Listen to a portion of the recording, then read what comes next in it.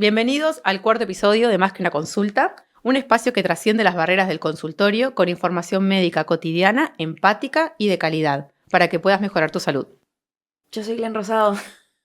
Y yo, Lucía Torroba. Y hoy vamos a hablar de un tema sumamente necesario, muy importante.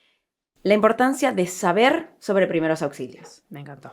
Y hago énfasis en saber sobre primeros auxilios. Pero antes de que empecemos, porque tenemos mucho de qué hablar, me gustaría que des una descripción clarita, cortita, al pie, de qué son los primeros auxilios. Perfecto. En realidad, los primeros auxilios significa toda la atención que le podamos brindar a una persona que tuvo un accidente, que tuvo algún traumatismo.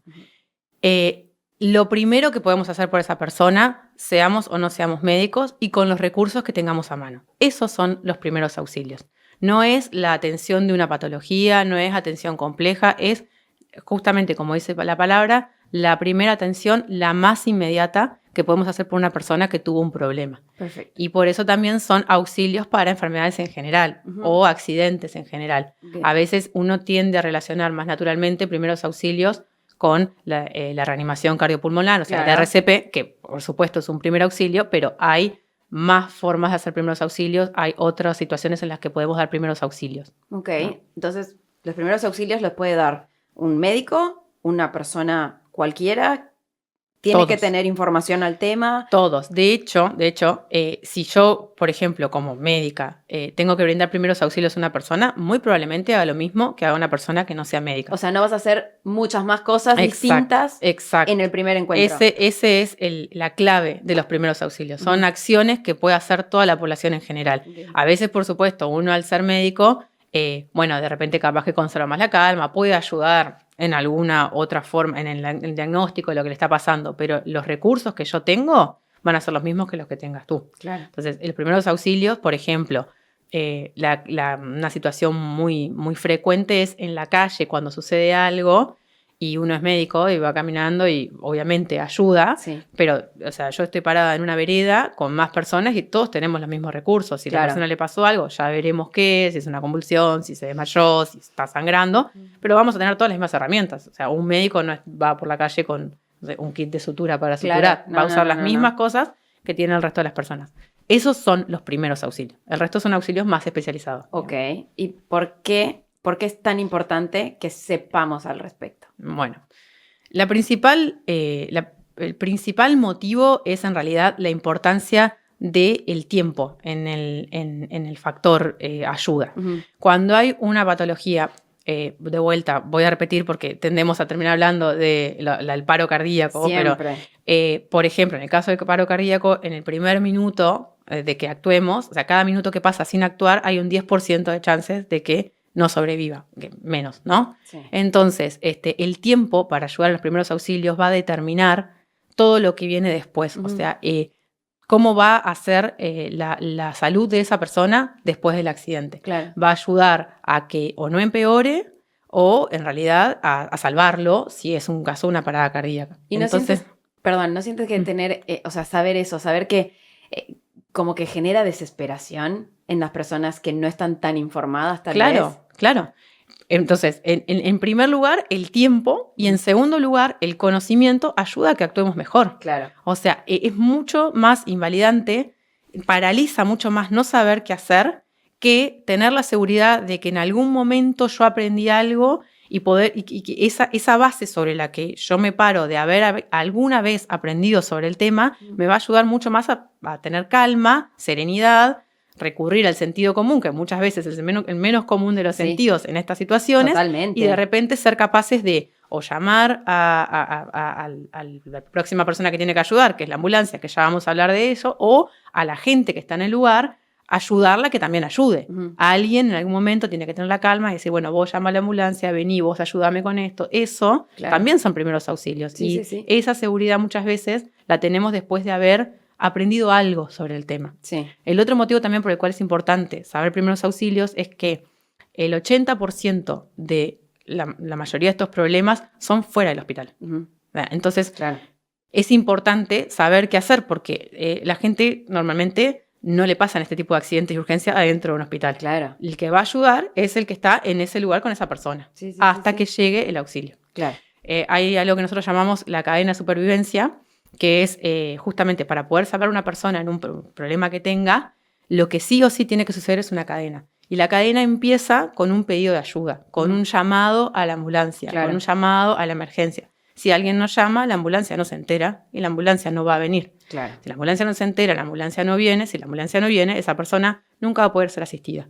Entonces, el primer eslabón, en realidad a veces es discutido porque el primer eslabón puede ser la prevención, pero supongamos que el primero o segundo eslabón, el segundo, el de llamar, es el más importante de toda la cadena. Sí. Si alguien no puede comunicarse para pedir ayuda y si las personas que están ayudándolo tampoco comunican para pedir ayuda, no empieza la cadena de supervivencia, no se sobrevive. Claro. Justamente es un trabajo comunitario, es entre todos. Por eso es tan importante saber esto. Sí. Y acercarse. Acercarse. ¿No? O sea, si la persona que ve que pasa algo, lo primero que tiene que hacer es darle su atención. Totalmente. ¿No? Eso también es un obstáculo a la hora de prestar ayuda y de recibir primeros auxilios. Está muy estudiado que hay varios obstáculos que tenemos las personas antes de animarnos a ayudar. Y no es una crítica, es una realidad. Sí, obvio. Es multifactorial, hay un montón de causas, pero es cierto que a veces, hoy por ejemplo, hoy en día una de las cosas que más se ve es el miedo, a veces desde la parte legal. O sea, ¿qué hago si yo lo hago? ¿Qué pasa si yo lo hago mal? ¿Qué problema voy a tener? Sí. ¿Qué pasa si yo de repente quise ayudarla y después esa persona? Bueno, hay una parte muy grande con todos los mitos sobre eventuales denuncias o si yo me detengo, bueno, tristemente, a veces por motivos de inseguridad también, si esto es una trampa, si yo le voy a ayudar y alguien me va a hacer algo. El miedo a la parte legal, a la parte... Eso es una de las cosas que más paraliza. Yo creo que a mí me daría un nervio tremendo la familia, por ejemplo, la familia de la persona, que yo haya hecho algo mal y la familia, no sé, me culpe, mismo autoculpa, ¿no? O sea, como decir, intenté ayudar y solo empeoré. Sí. Yo siento que eso a mí me mataría. Bueno, y eso es súper válido. O sea, el miedo a la repercusión y el miedo a hacerlo mal es el principal obstáculo, me parece a mí, para brindar primeros auxilios. Yo creo que, por un lado, el miedo a hacerlo mal, la mejor forma de prevenir esto es realmente, justamente como estamos hablando, haciendo algún curso, leyendo sobre el tema. También hay un mito con esto, o sea, no es solamente hacer un curso lo que a mí me va a determinar si yo voy a ser buena ayudando a alguien o no. Hoy en día los recursos están en todos lados. No es, o sea, es fundamental para mí formarse bien y adecuadamente, pero también a veces cuánto tiempo le dedicamos a las pantallas, a los videos. Hay mucha información circulando y yo creo que también se puede acceder de muchas maneras, de la que quieran, de la que sea. Idealmente, un curso, por supuesto, certificado es lo mejor, pero tampoco pensar que porque no hice un curso certificado yo no puedo ayudar a alguien. Eso también se relaciona mucho con el primer miedo que dijimos, con la parte legal. No, para nada. Y eso creo que es la primera parte de decir, sacarnos de encima el miedo a hacer las cosas mal. En segundo lugar, a pesar de que hayamos hecho el curso y seguimos teniendo miedo a hacer las cosas mal, hay que partir de una base fundamental, que es cuando estamos brindando ayuda en este tipo de situaciones, tenemos que partir de que estamos ante una situación en la que la persona está grave. Es muy difícil que nosotros empeoremos una situación y es mucho más fácil que la mejoremos brindando ayuda. Las chances de empeorarla son ínfimas. Si estamos hablando de una parada cardiorrespiratoria, bueno, es horrible lo que voy a decir, pero podemos estar pensando en una persona que falleció. Entonces, todo lo que hagamos nosotros siempre va a ser para mejorar. Siempre. Un miedo muy frecuente que hay es, ¿qué voy a hacer si hago mucha fuerza y le fracturo unas costillas? Esa siempre es la pregunta. Pero ¿se raspa la espalda con el pavimento? Por supuesto que, se entiende porque uno tiene miedo de lastimarlo. Pero al partir de una base de que lo que estamos haciendo es ayudando a salvar la vida o sobrevivir a un evento tan grave, realmente es muy difícil que nosotros le hagamos algo peor que siga. ¿Y si se le rompe la costilla? Nada. Se le cura. Exacto. Se le raspa la espalda, se cura. Exacto. Pero vive. Hay dos cosas. Por un lado. Me pongo dramática. Sí. Primero, acá lo importante es eso. Nosotros estamos hablando de vida o muerte en ese caso, ¿no? Por supuesto. Y por otro lado, la fuerza que nosotros necesitamos hacer es mucha. Tenemos que hacerla con mucha seguridad y muy eficiente para lograr reemplazar lo que es el bombeo del corazón con nuestros masajes cardíacos, pero es muy difícil también que nosotros logremos lastimar tanto a alguien por hacerlo. Y como decís vos, no pasa nada si esa persona se lastima. La estamos ayudando a vivir. Claro. O sea, capaz que esa es la base sobre la cual tenemos que pararnos. Que es difícil. Yo entiendo que es porque uno está hablando ahora, ¿no? Tranquilo, sin una situación de... Pero ese es el principal miedo que hay de derribar. No le vamos a hacer daño, le vamos a hacer mucho más daño si no le ayudamos. Claro. Y si no nos vamos a un extremo tan grave como un paro cardíaco, pero de repente una persona que necesita una asistencia en la calle, un accidente de tránsito, una persona que está teniendo una convulsión, que son situaciones también donde hay que brindar primeros auxilios, el daño que vamos a hacer de no ayudar a esas personas puede generar secuelas mucho peores, por ejemplo, al no llamar, al no acompañar, al no estar a su lado, esperando la ambulancia. Todo ese tiempo que esa persona está en la calle lastimada, un accidente de tránsito, por ejemplo, es mucho lo que puede llegar a empeorar por no pedir ayuda. Entonces, va a ser mucho más lo que nosotros podamos ayudar siempre. Y siempre desde el punto que podamos. También está esta cosa de que nosotros, a veces yo lo escucho, ¿no? De que, bueno, como yo aprendí a hacer el RCP, cuando pase, yo me voy a tener que encargar y voy a tener que resolver todo. No es así. O sea, es un paso que hay que dar. Claro. El resto va a llegar la ayuda, van a llegar la ambulancia, el médico. No es que te vuelves médico. Exacto. Otra persona que esté también te puede ayudar. Es mucho más valioso poder brindar la ayuda y quedarse uno tranquilo con uno mismo. ¿Qué hubiera pasado si yo hubiera podido hacer algo más? Yo no sabía que tenía que hacer esto y ahora a esta persona le pasa esto y uno tiene que cargar con esa sensación. Es muy amargo ser testigo de algo en lo que no pudimos brindar una mano. Entonces, es más eso, ¿no? Los cursos que hacemos de primeros auxilios. Sí, claro. Y te puedo asegurar que si alguien alguna vez lo tuvo que hacer o lo vivió, es muy gratificante. Ese miedo que tenías vos de la familia, queda tranquila que en realidad es al revés. O sea, lo que te van a agradecer es infinito. Ahora que lo estás diciendo y lo estoy pensando, siento que es todo lo que has dicho, pero como que me resuena el... Solamente pedir ayuda ya es un primer auxilio. Totalmente. O sea, si yo siento que estoy ahí y que no puedo, ya pedir ayuda es un pasito en el eslabón para salvar a la persona o para ayudarla. Totalmente. Decir, tú llama acá, tú haz esto. Ese paso parece mentira, pero es el más difícil de dar. No quiero decir que es frecuente, pero pasa. Pasa que a veces hay un problema. Capaz que alguien que mientras estoy contando, alguien que le pasó se acuerda. Hay situaciones en las que hay una persona ahí y de repente se juntan 5 o 6 personas alrededor y es como que estamos, no sé, todos tiesos y nadie sabe qué hacer. Y hay hay como una cultura de guardarme, de paralizarme, de no... todo ese momento, rato de titubear, es tiempo que se pierde. O sea, cada segundo cuenta. Entonces, hasta que alguien no pide ayuda, la cadena no se activa. Y pedir ayuda es lo más importante. Y si no se hace, no estás ayudando a la otra persona. Claro. A partir de ahí, todo lo siguiente. De hecho, por ejemplo, nosotras cuando veníamos preparándolo, estábamos hablando de esto, de que por ahí uno piensa, bueno, tengo una convulsión, pasa una cosa, no sé, de repente capaz que en la escuela hay un niño que tiene un sangrado, alguien se cayó, bueno, lo mismo, alguien se desvaneció, no sabemos si todavía fue un paro cardíaco o no. Si pasa todo eso, siempre decimos, bueno, ¿qué hacemos en tal caso? Con la hemorragia tal cosa, con la convulsión tal cosa. Pero la primera es pedir ayuda.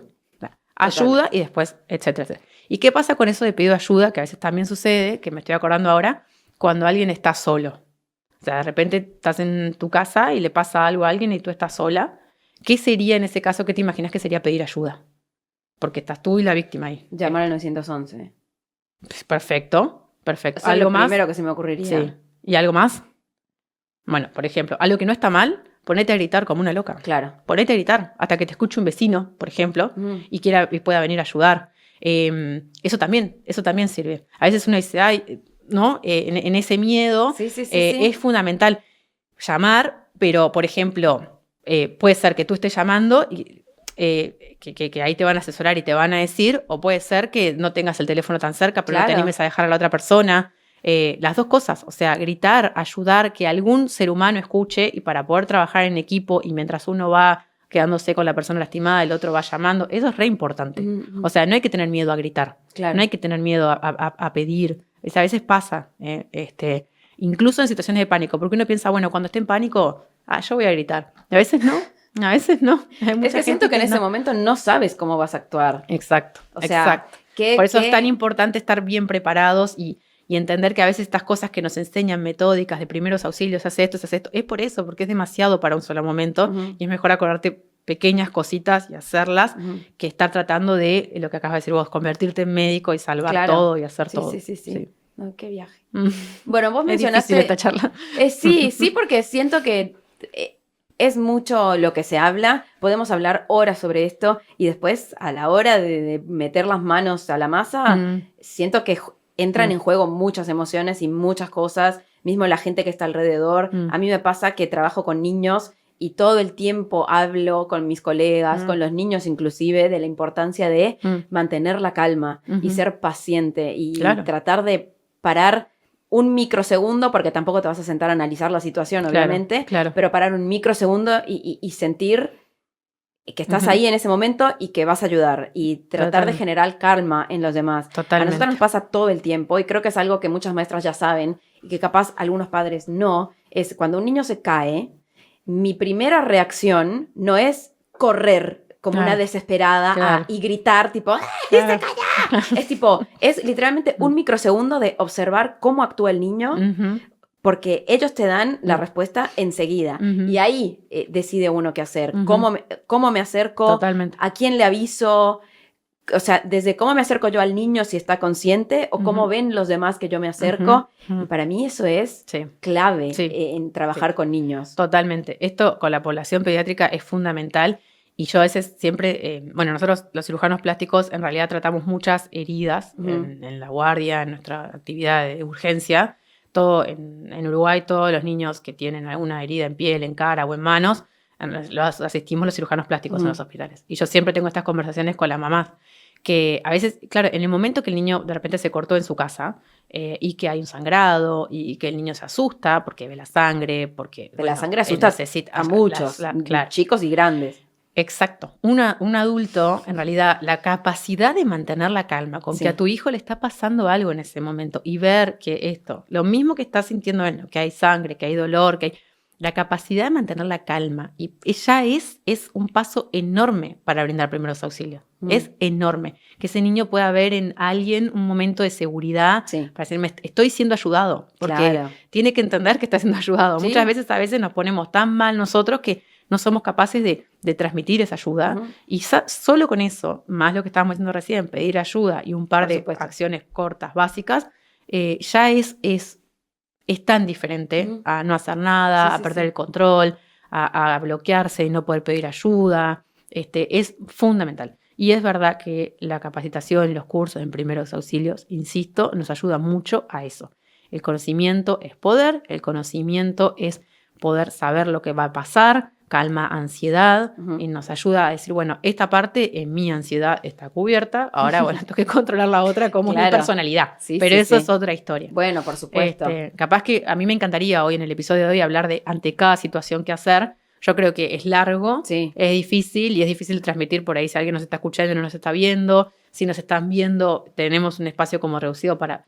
Es difícil hacer un curso de primeros auxilios por un video podcast, pero esta información también son primeros auxilios. Por supuesto. Que sepamos esta parte, ¿no? De qué hacer y cómo actuar al comienzo, al inicio. Exacto, y que información hay en todos lados y creo que va mucho también en cada persona elegir buscarla. O sea, porque si yo vivo con un miedo constante de no saber qué podría hacer si llega a pasar algo cerca de mí, hay miles de opciones, físicas, tipo lugares para ir a hacer un curso y certificarme, y si no, como decías antes, miles de lugares de información en la web, hay aplicaciones. Hoy me estabas mostrando una aplicación impresionante. Algo que es muy útil en Uruguay, hay una aplicación que se llama Cerca, que es, el logo es un corazón, lo pueden bajar desde cualquier lugar. Nos informa dónde hay un DEA cerca, justamente por eso se llama así. Un DEA, es un desfibrilador externo automático, que es el aparato que se usa cuando hay una parada cardíaca, que sirve para ayudar en lo que es la asistencia al paro cardiorrespiratorio. Pero además de saber, con esa aplicación, de abrirla y saber dónde hay un DEA, lo que también tiene son instructivos sencillos e información súper clara de qué hacer al comienzo. Sí. Incluso uno va yendo por la aplicación y va haciendo el paso a paso, te permiten llamar a emergencias. O sea, es una aplicación que es muy útil para estos casos. Sí. También hay otra aplicación que sirve, que es la aplicación 911, que también está. Y es una aplicación bastante similar en ese sentido, que ayuda a, con distintos botones, pedir más rápido ayuda. Sí.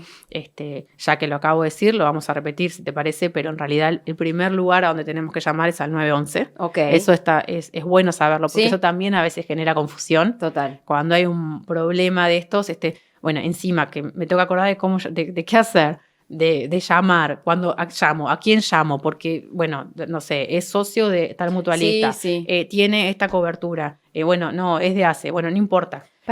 Cuando llamas al 911, ¿te piden datos de la persona? Bueno, ahí depende. Okay. Llamar es, recibir una de estas llamadas es todo un arte. O sea, las personas que están recibiendo las llamadas para este tipo de problemas de emergencias de salud están entrenadas mientras están escuchando, a acompañarte, ayudarte, darte instrucciones para que vos puedas ayudar y al mismo tiempo, en paralelo, activar el sistema de avisos. Okay. O sea, mientras tú estás hablando y le decís me pasó tal y tal cosa, con este entrenamiento que tienen en sacarte 3 datos básicos de información, ya pueden activar y empezar a llamar a la ambulancia que tenga que ir.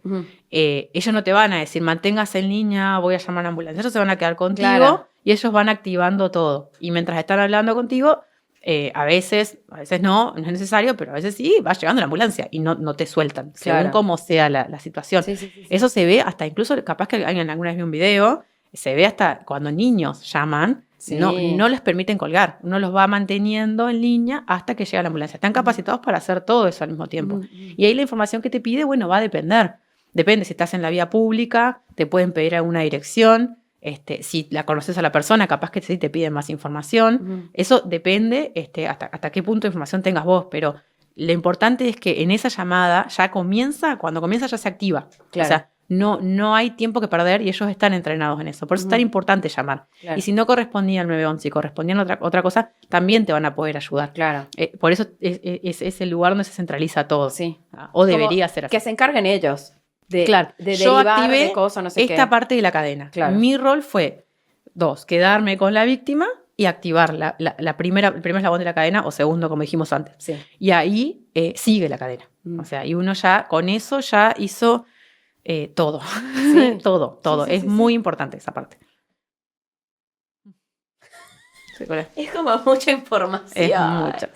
Mucha información no en cuanto a lo técnico, sino... Porque no se habla mucho de esto en la posta. ¿Qué pasa en esa situación? No lo hablamos. Y es la verdad que es delicado y es muy traumático no saber qué hacer. Sí, otra cosa que a veces pasa, y me estaba acordando de lo que vos contaste, es este tema del tabú que tal vez hay de cuánta información damos, que es más importante. Yo no quiero saber sobre esto porque no me quiero traumar, o no quiero contarle a mi hijo sobre estas situaciones porque no sé a qué edad tengo que empezar a hablar de que a alguien de la familia le puede pasar algo, se puede morir, o sea, son como miedos que enfrentamos a la hora de decidir cuándo hacer primeros auxilios. La realidad es que lo primero... No hace falta que tengamos ninguna experiencia negativa cercana, ni alguien que tenga...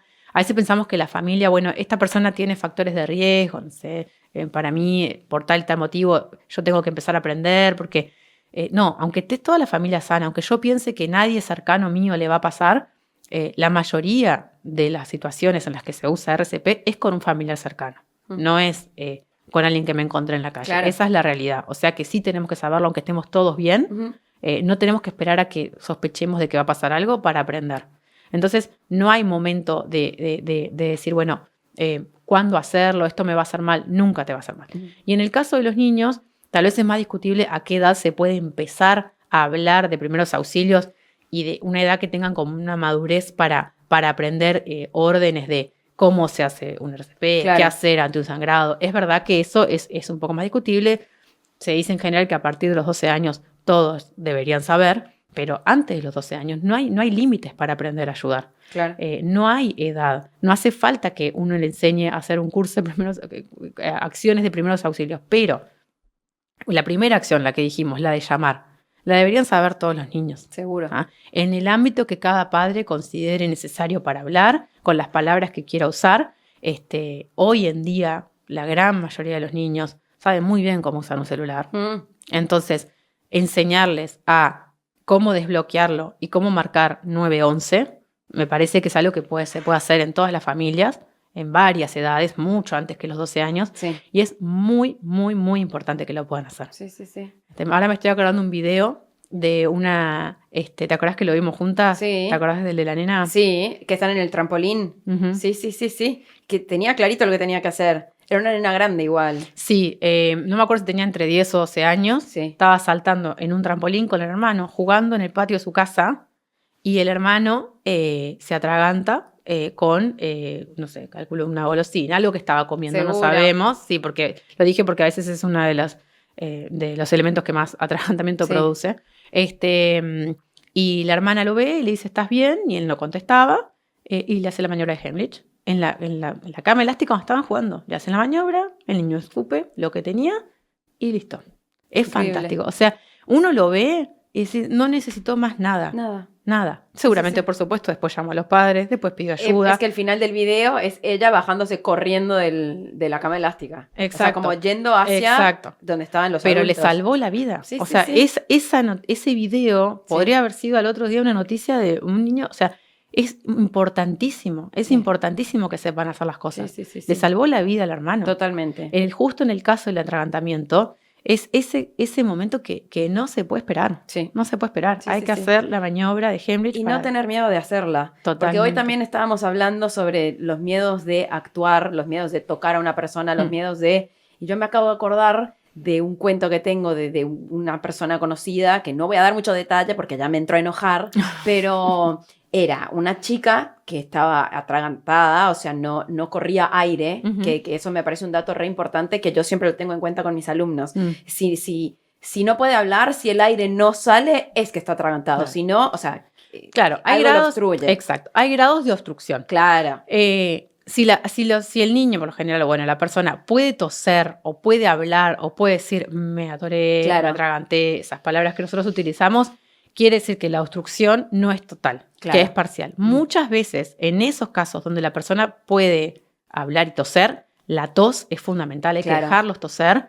De repente, ayudar con algún golpe en la espalda, que a veces pasa, no hay problema, pero lo más importante es ayudarlos a toser y brindarles calma, sobre todo en el caso de los niños. Sí. Vos podés, tosé, yo estoy acá, te ayudo. Es una obstrucción que no es total. Sí. Cuando la obstrucción es completa, la persona no puede hablar, como vimos como en el videito, ¿no? O sea, no puede hablar, no puede toser, no pasa aire, no hay voz y está paralizada y está en pánico esa persona porque no debe haber sensación más horrible que no poder respirar. Entonces, el atragantamiento es una situación muy clara donde uno puede ayudar. En ese momento es lo que decías vos, ¿no? Bueno, esta chica estaba, no corría aire y estaba con sus amigos. Y esta chica tenía un novio que estaba ahí, pero cerca de ella estaba un amigo del novio. Y él, la primera reacción que tuvo fue llamar al novio y decirle, vení tú a hacer la maniobra porque si no queda re raro que yo le dé de atrás. O sea, esas fueron sus palabras, ¿entiendes? Y es como... Por favor, o sea, yo necesito que las personas entiendan. Igualmente, mira, yo voy a quebrar una lanza por esa persona. No quiebres una lanza por esa persona. Porque pidió ayuda. Está bien. Pidió ayuda. Pero ¿y si no estaba? Bueno, si no estaba, seguramente lo hubiera hecho. Y capaz que, no importa, no quiero andar tanto en eso, pero esa persona pidió ayuda y rompió ese tabú que estábamos hablando hoy. Viste que hay barreras culturales que nosotros mismos nos ponemos, que en realidad, como decís vos, en el momento decís, pero ¿cómo no? Bueno, esas barreras, lo peor que podemos hacer es negarlas, o sea, existen. Y si no es eso, puede ser otra cosa, algo que veníamos hablando antes, que yo siempre digo, a mí a veces me da mucha lástima, muchas veces pasa que a veces las mujeres tienen menos chance de ser ayudadas que los hombres por el miedo a quitarle la ropa, es una barrera cultural enorme. Sí. A veces no hace falta, vamos a aclarar, quitar la ropa para hacer RCP. Pero de repente hay que poner un parche del desfibrilador en algún lugar y dice, bueno, no le quiero correr la remera, no sé, me paralizo. Hay barreras culturales. Los desfibriladores, por ejemplo, el que está en mi colegio, tiene una tijera adentro. Sí, para cortar la ropa. Para cortar la ropa si hiciera falta, porque el parche tiene que ir pegado a la piel. Claro. Entonces, ese acto de pegar un parche a la piel de otra persona puede generar pudor, puede generar vergüenza, puede generar, existe impresión, puede generar impresión, a veces pasa en todas las situaciones. Uno lo dice así, hablando, como te dije recién, pero a veces esa persona puede estar vomitada, esa persona puede tener secreciones, da impresión. Entonces, la impresión, las barreras culturales, el rechazo, son obstáculos que existen de verdad. Por eso es tan importante, primero, tratar de sacarlos de nuestra cabeza para ayudar. Eso es fundamental, entender que acá sí estamos hablando de situaciones de vida o muerte. Y segundo, pedir ayuda. O sea, si realmente no podemos, la capacidad de pedir ayuda, que eso no sea una limitante. O sea, en el caso de ese chico, claro, pidió ayuda. Entiendo que no hubiera sido buenísimo que directamente lo haga sin pensar. Pero bueno, de repente sin pensar le salió a pedir ayuda y es válido. Es lo que veníamos hablando. Sí. Está bien, decía. Está bien, viendo el lado bueno de todo. Bueno, está bien. Es verdad, es verdad. Tratando de generar una enseñanza. Claro, no, sí, es cierto. Así que yo me gustaría, por lo menos con el episodio de hoy, transmitir eso, confianza y seguridad para hacer las cosas. No tienes que ser un médico para hacer primeros auxilios, no tienes que curar a nadie, ni suturar, ni nada por el estilo. Y lo que no te animes a hacerlo, no lo hagas, pedir ayuda, pero siempre la importancia de quedarse cerca y dar una mano y tender una mano. El RCP es una maniobra que sí se tiene que entrenar, es difícil de aprenderla si no la hacemos alguna vez con algún muñeco, con algún curso, con alguna situación que nos expliquen. La reanimación cardiopulmonar necesita fuerza, necesita confianza, necesita que entendamos todo lo que tenemos, por qué hay que hacerla, por qué hay que hacer tanta fuerza. ¿Tú has hecho, Lu? Sí, algunas tuve que hacer. Okay. Sí. Pasa que a mí es diferente la reanimación que se hace, por ejemplo, cuando uno está de guardia en una emergencia, que la que brindamos en la calle como primeros auxilios. Porque es diferente porque cuando estamos en una guardia, cuando llega el paciente o cuando sucede ahí en la guardia que hay que comenzar el RCP, ya es un trabajo más coordinado. Okay. O sea, siempre uno toma el rol del líder, uno hace una parte, el otro se encarga, también hay que pasar ahí medicación, hay que monitorizar, hay que poner un montón de cosas. Entonces es como un trabajo más coordinado, más en equipo. Es diferente al que te toca hacer cuando tienes que hacerlo solo. Claro. No tuve que hacerlo en ningún momento, digamos, en una situación familiar o en la calle sola, no. Pero la verdad es lo que te decía. La maniobra en sí, la fuerza, es la misma. Okay. Y eso es muy difícil de aprenderlo si no lo ejercitamos antes. O sea, por más que tengamos toda la teoría y todo, por eso está tan bueno el tema cancioncita. Hacer el curso, que nos digan bien, recordar una canción para poder mantener el ritmo, pero son, a los efectos de este podcast, capaz que es el paso 2. El paso 1 es animarse. Sí. El paso 1 es animarse a aprender, animarse a ayudar, animarse a quedarse, a no irse, a no abandonar a la persona. Hay todo un marco que nos contiene para poder hacer esto. Sí, o sea, sí. del miedo que estábamos hablando al principio, los miedos que pueden haber legales, o sea, no va a pasar nada de eso. Lo que necesitamos es sacarnos nosotros mismos nuestras propias cargas y poder animarnos a ayudar. El resto está bastante organizado. Sí, por otras personas. Y sí, claro. Sí. Muy bien. Sí. ¿Querés que leamos alguna de las cosas que nos mandaron en la cajita? Sí, obvio. ¿A ti te mandaron? Sí, nosotros habíamos preguntado si alguien había tenido experiencias con esto o si quería contar algo más. Yo voy a rescatar algunas cortitas que una, por ejemplo, puso. Extremadamente necesarios. Crecí con mi hermano epiléptico, el cual lo atendí muchas veces. Totalmente. O sea, bueno, por ejemplo, una persona que tiene convulsiones, que se encuentre con otra persona que sepa qué hacer ante una convulsión, es un ángel. Sí. Es un ángel, porque esa persona no está consciente mientras tiene la convulsión y depende 100% de lo que nosotros podamos hacer por ellos. Después otra puso, te ayuda muchísimo a controlar los cursos de primeros auxilios. Te ayuda muchísimo a controlar tu miedo y poder realmente ayudar a la otra persona. Lo que veníamos diciendo. O sea, el primer paso es ese. O sea, es que para mí todo se centra ahí. Sí. Literalmente. Total. Es como la base de todo, como la puertita que se abre y cuando abres la puerta y no te da miedo, sabes qué hacer. Sí. Y no sabes qué hacer de resolver, sino sabes qué hacer y qué no hacer. Exacto. Y el resto es una cadena que se activa. Exacto. O sea, eso también es fundamental. No pensemos que vamos a cargar todo nosotros. No. O sea, esto es una cadena que hay que activar. Te acercaste tú, vos vas a tener que estar hasta el final, hasta el hospital. Exacto. Te acercaste tú y arrancaste todo lo demás. Exacto. Y si las cosas... No, mira, voy a interrumpir las cajitas, pero que eso es una cosa que a veces también pasa. Estamos hablando de, ¿no? Cómo ayudar y cómo puede hacer la diferencia entre la vida y la muerte. ¿Y qué pasa cuando no sale bien? ¿Qué pasa cuando hicimos todo y esa persona igual, bueno, de repente si fuera RCP, esa persona igual no se salva? Yo te puedo asegurar que para todo, si vos pensalo como familiar de una persona, o sea, la importancia de que alguien haya estado y lo haya dado todo, porque eso, digamos, no suceda, es una forma totalmente diferente de llevar adelante la noticia, el duelo. Es muy importante para la persona que va a tener que duelar todo eso, que saber que se hizo lo máximo que se pudo. Sí. Entonces, también, aunque las cosas no salgan bien y tú hayas intentado ayudar y no salió bien, también sos un ángel, pues sos un ángel para la familia de esas personas. Claro. Eso es, pero fundamental. Y para uno mismo. Ahora, si quieren, puedo ir a la parte egoísta del asunto también, pero uno, ¿cómo va a sobrellevar adelante esa situación tan traumática que vivió, que a una persona le pasó algo frente a tus narices? ¿Cómo vas a llevar adelante, procesar toda esa información, si lo ayudaste o no lo ayudaste? Claro. Si lo intentaste o no lo intentaste, ¿no? Sí. Bien o mal. ¿Cuánto pudiste dar vos por eso? Sí, ¿no? Sí. Bueno, vamos con las últimas. Lo hice para a los cursos de primeros auxilios. Lo hice para mis hijos y espero jamás tener que usarlo con nadie. Tal cual es lo que decíamos. Claro. A veces lo más importante es pensar que le puede pasar a un familiar, ¿no? Vas a ayudar a todo el mundo, pero tenés más chance de que le pase a un familiar. Y esta es visto desde una víctima. Bueno, me atropelló un taxi y la gente de la calle auxiliando, unos genios. Me guardaron el celular en el bolsillo. Después de llamar a mi esposo, me hablaban y después preguntaron cómo seguía. Eso también son primeros auxilios. Claro. O sea, es la verdad. Esa persona se acuerda de todas las personas que le ayudaron. Sí. O sea, eso también son primeros auxilios. Sí. Eso es todo lo que tengo para aportar el día de hoy. Me parece hermoso. En resumen, ¿con qué se queda Lucía de este episodio?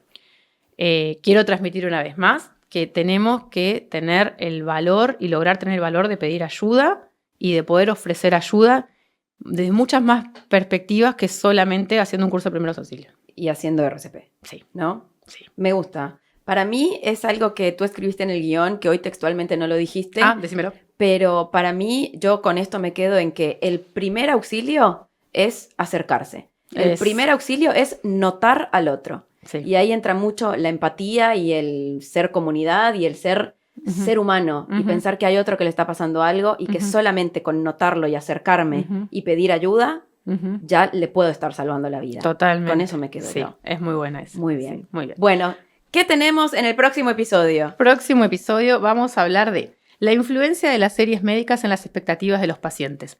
Lo que consumimos y lo que en realidad sucede. O sea, a este episodio le podemos llamar el episodio de Shonda Rhimes, la creadora de Grey's Anatomy. Me gusta. ¡Qué mujer! Sí. Hay más series, pero podemos hablar de Grey's Anatomy. ¿Pero no sientes que Grey's Anatomy es la serie? Sí. A mí me encantaría que me pregunten, que siento que va a ser como muy interactivo esto, porque yo lo que veo es que yo veo la serie de una manera, sí, claro, y mis amigas no médicas la ven de otra manera. Totalmente. Y a veces hay cosas que generan curiosidad, que la curiosidad puede ser también una ayuda. O sea, aclarar ciertos mitos que hay puede ayudar mucho a que usemos mejor el sistema de salud, a que no tengamos expectativas irreales, y también nos vamos a divertir un rato, me imagino yo. Sí, obvio. Así que pregúntame lo que quieras. Perfecto, yo me voy a preparar todas las preguntas, voy a hacer un repasito por la serie porque vi las primeras. Bueno, podríamos hacer los deberes, claro. Hagamos deberes. Hay que prepararlo, hay que prepararse bien y estudiar bien Grey's Anatomy. Sí, amerita. Recomendame después también otras series para que vean. The Pitt, tienen que ver. Esa es una de las últimas, la más nueva. La dejo ahí. Está, perfecto. Entonces, muchas gracias por todo, Lu. Gracias a los que nos están viendo y nos vemos el próximo episodio. Nos vemos el próximo.